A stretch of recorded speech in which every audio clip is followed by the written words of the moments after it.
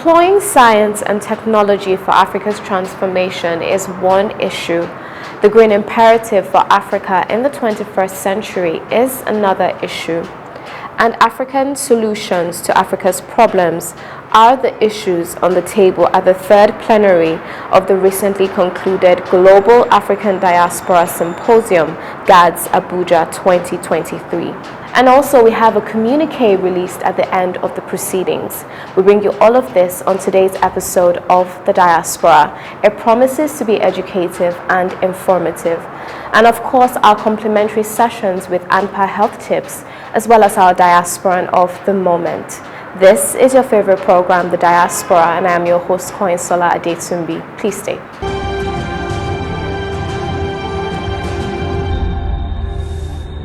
Welcome back. Now let's begin with the Secretary General of Developing 8 Organizations for Economic Cooperations, D8, Ambassador Isiaka Iman. The organization focuses mainly on 8 priority areas. We are into agriculture, like you also mentioned, technology. We are also into ICT. We are also into tourism, and most importantly, we are also into energy, trying to see how we can bridge the energy gap, which was also mentioned by the keynote speaker. Energy is one of the biggest challenges we have in the global south, and we are trying to bridge that gap in the D8. We are also into, most importantly, to agriculture and food security. We're trying to see how we can also bridge that gap to see how we can become food secure in these 8 member states.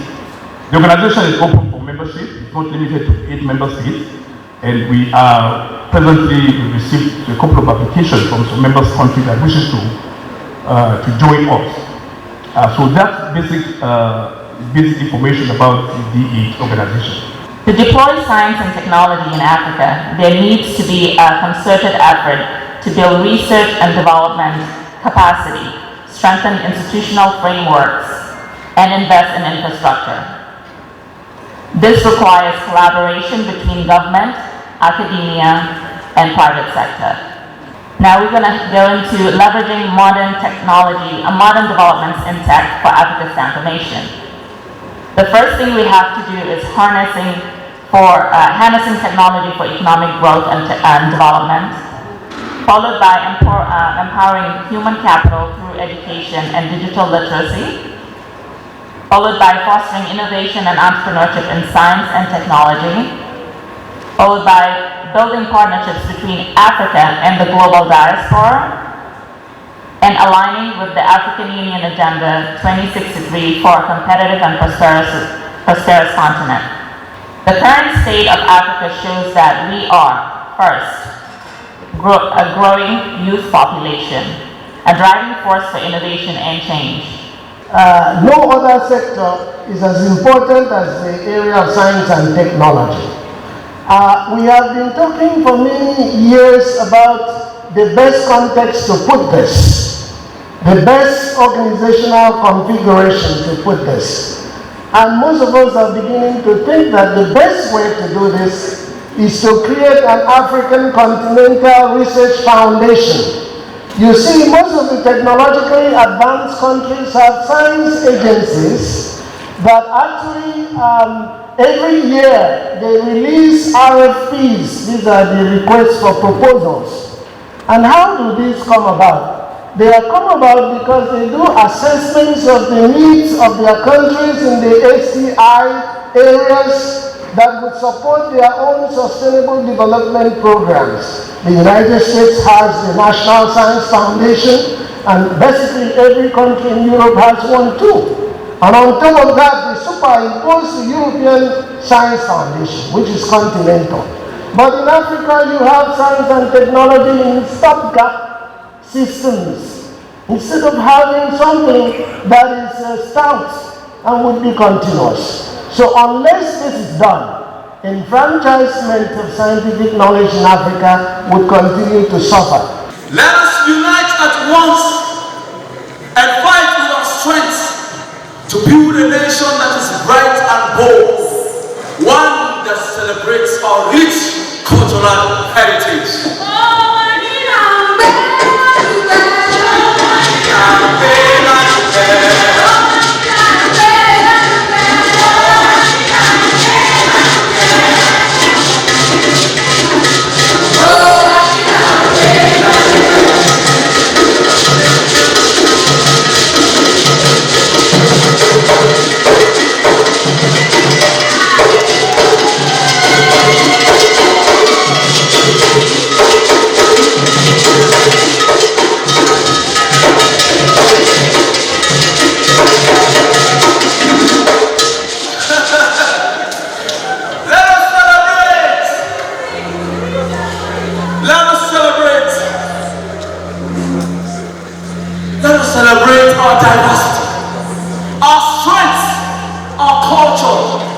legacy. Let our voices rise and rise clear as we move into the future without fear. For we are Africans. Our journey, our struggle is saga. But our future, our destiny, our all. So together, with our heads, we carve a path to the next generation. This Africa now, we say.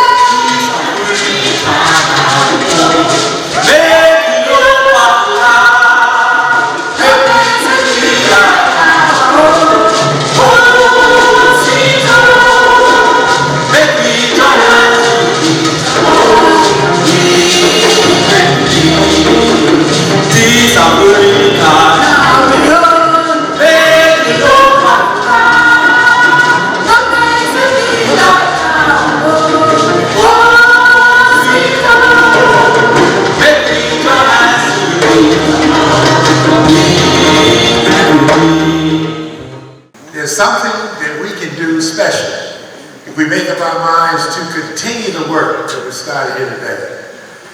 You know, we're talking about not only the 30 million diasporans immediately from Africa, but we're talking about those other folks, the 55 million Afro-Brazilians and the 45 million African Americans that are also part of this particular effort. And our programs will reflect that as we go forward. Now just a second, I want to talk about the African American part. Some of you might recall that something happened in 1619 in Virginia, in America. That's when the first enslaved Africans landed in the continent or in the country of the United States of America. From 1619 to 1865, these Africans were enslaved. Not all of them, but a lot of them.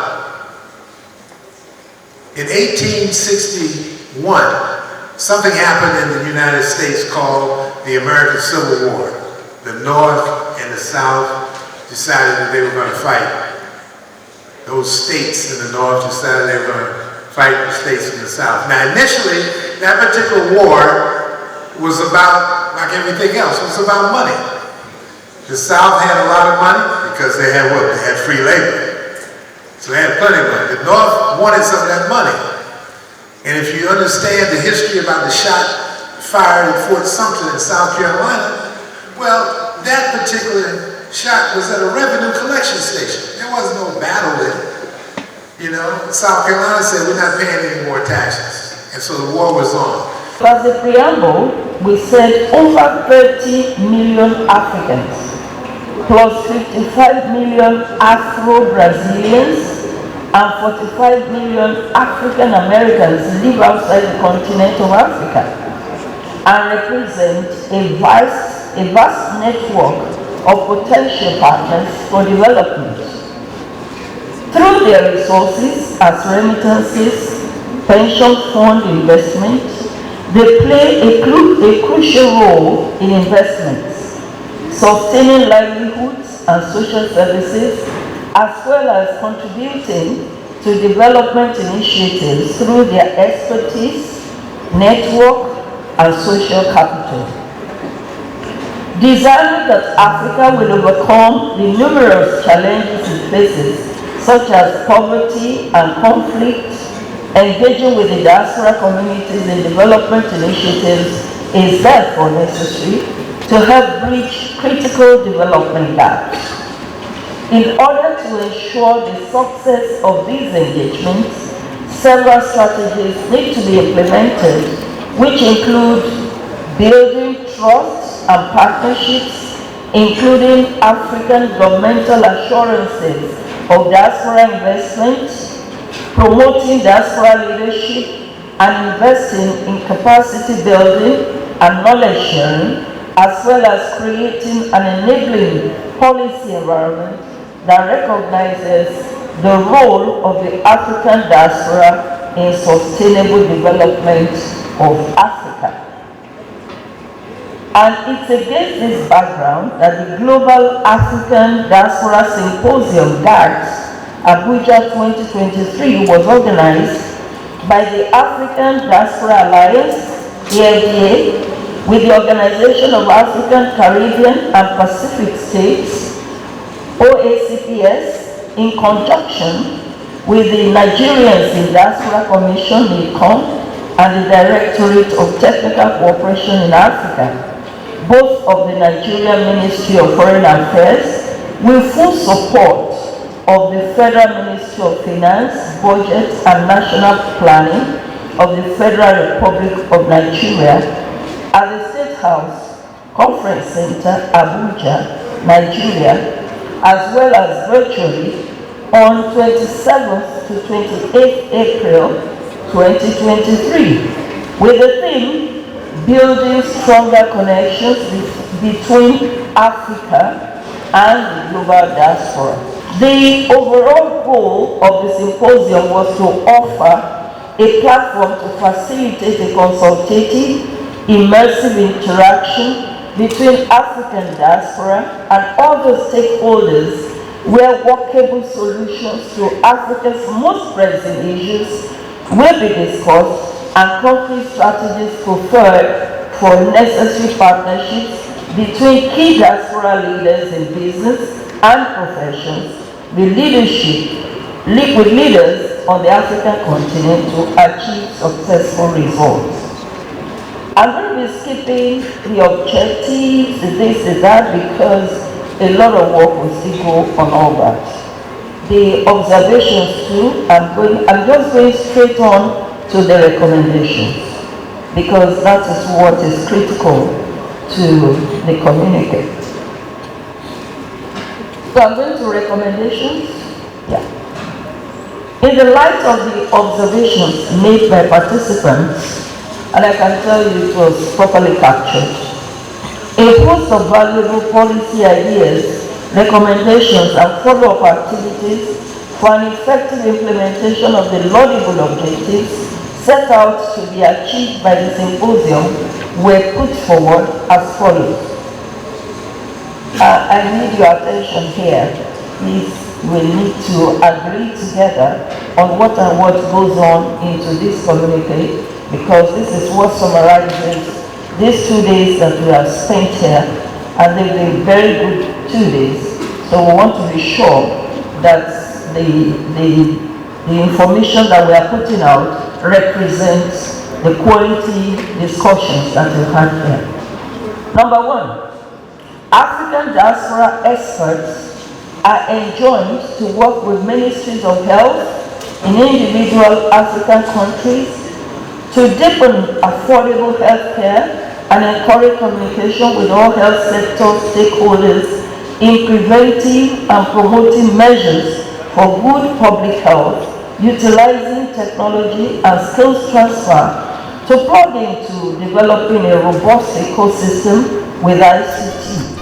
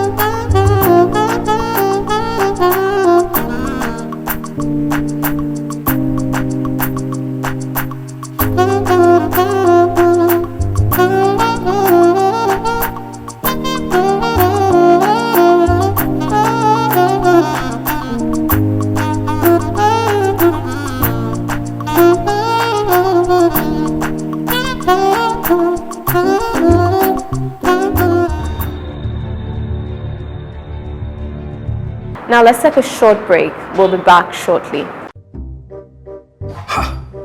Not so fast. Look, I'm tired. I want to check out of this country for greener pastures. Just calm down for a moment. Please sit down. Do you have a job where you're going to? No, but someone is arranging, Listen, Alinko. Checking out of this country without proper planning means one thing. Unimaginable begin. I've been in the diaspora, but legitimately doing great things at home and abroad. As I've been saying, without the proper footing abroad, the risk is not worth it. Listen, Alinko, it's better to be home than be trapped abroad, or even end up in prison.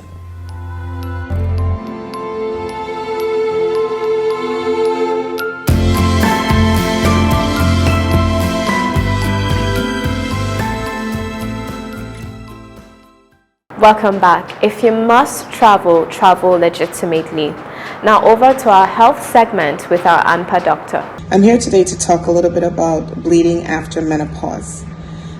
This is a condition where a woman has her periods, her menstrual periods or cycle, after it has already stopped when it has been determined that she has gone through menopause.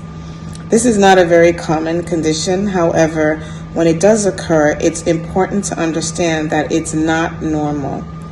The commonest reason why women bleed after menopause is because the lining of the uterus, the uterine lining, is thin, and because of that atrophy, it sloughs, and then you have some bleeding that can range from mild spotting to heavy bleeding.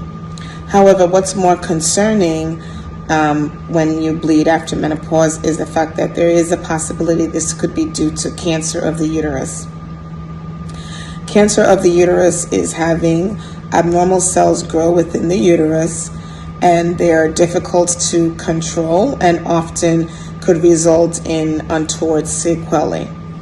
There are risk factors that predispose you to cancer of the uterus, and this includes things like being over 50 years of age, being overweight, so maintaining a healthy weight is very important, being on some medications such as estrogen without being on progesterone at the time you're on the estrogen.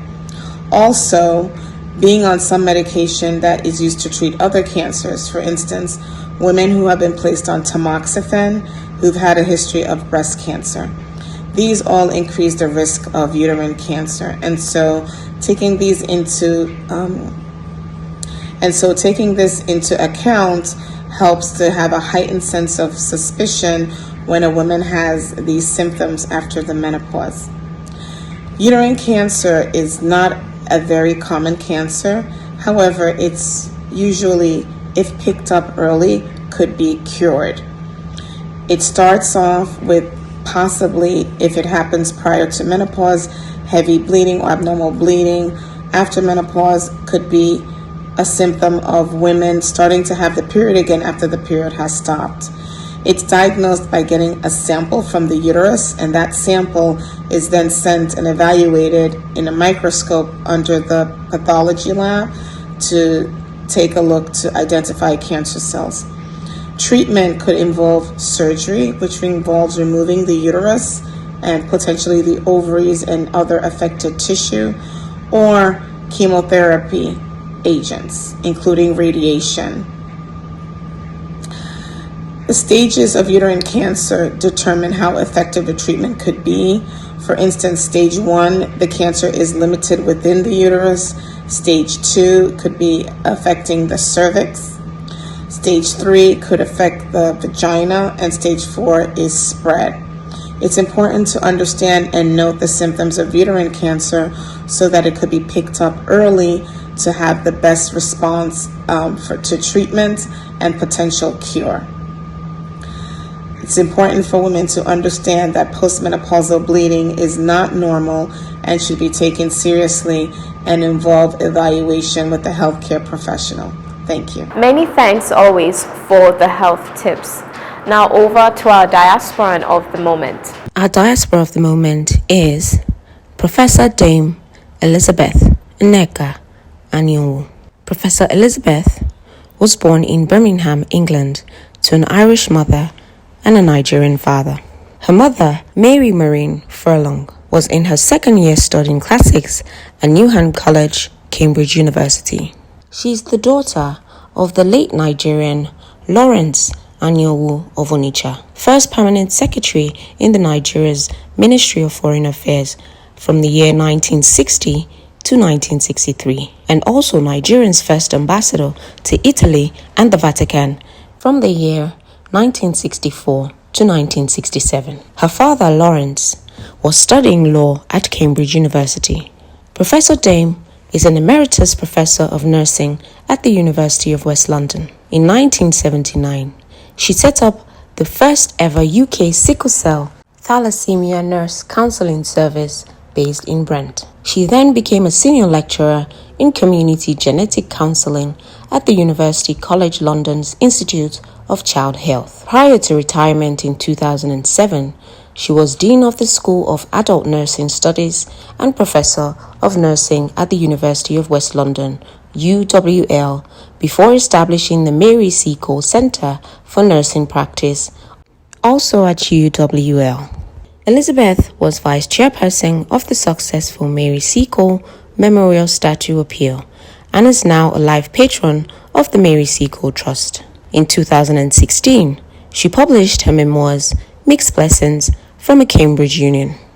Elizabeth became a dame in 2017 in the Queen's New Year's Honours and was awarded a fellowship of the Queen's Nursing Institute, FQNI, in October 2017 and became a vice president of the QNI in 2021. In 2023, she was closely involved in the coronation of Charles III and his wife, Camilla, as King and Queen of the United Kingdom and the other Commonwealth realms. This event took place on the 6th of May 2023 at Westminster Abbey. Congratulations, Professor.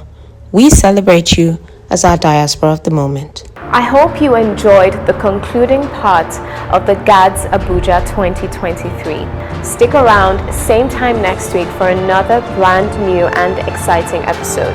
And I remain your host, Koinsola Adetumbi. Bye for now.